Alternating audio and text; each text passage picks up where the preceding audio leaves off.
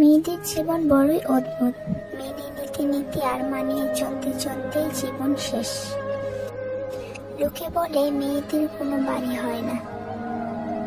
সত্যি বলতে মেয়েদের ছাড়া কোনো বাড়ি সম্পূর্ণ হয় না। বিয়ের পর সবাই জানতে চায় মেয়েটি বাপের বাড়ি থেকে আসার সময় কি নিয়ে এসেছে, কিন্তু এ কথাটি কেউই জানতে চায় না সে বাপের বাড়ি থেকে আসার সময় কি কি ছেড়ে এসেছে।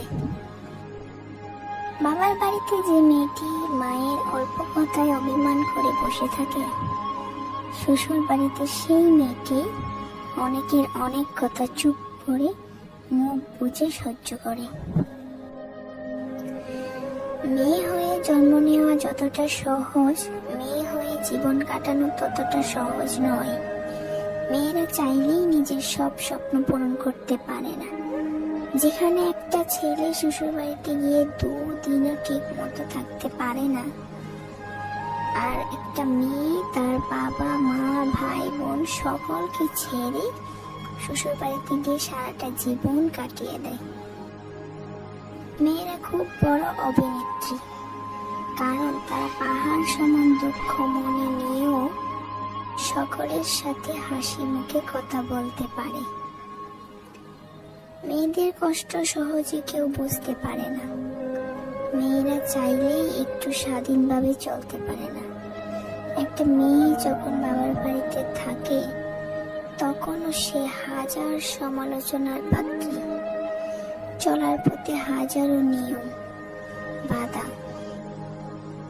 ঠিক করে বসো, ঠিক করে ঘুমাও, ঠিক করে চলো, লোকে কি বলবে, সমাজ কি বলবে, পাশের বাড়ির লোকেরা কি বলবে, আত্মীয় স্বজন কি বলবে, এরকম হাজারো নিয়ম।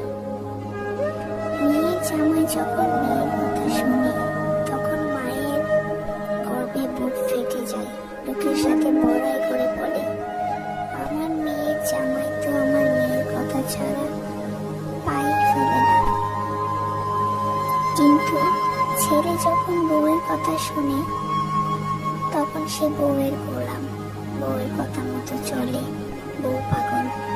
হ্যাঁ, এটাই আমাদের সমাজের নীতি। একজন মেয়ে যখন আপনার ঘরে স্ত্রী হয়ে যায়, তার চেনা শহর, পরিবার, নিজের সাজানো ঘরটা, স্নেহের ভাই বোন সব ত্যাগ করে আপনার ঘরে আসে। আপনার সংসারটাকে আবার কষ্ট করে সাজিয়ে গুছিয়ে নেয়, মানিয়ে নেয় আপনার পরিবারের সকল সদস্যদের সাথে।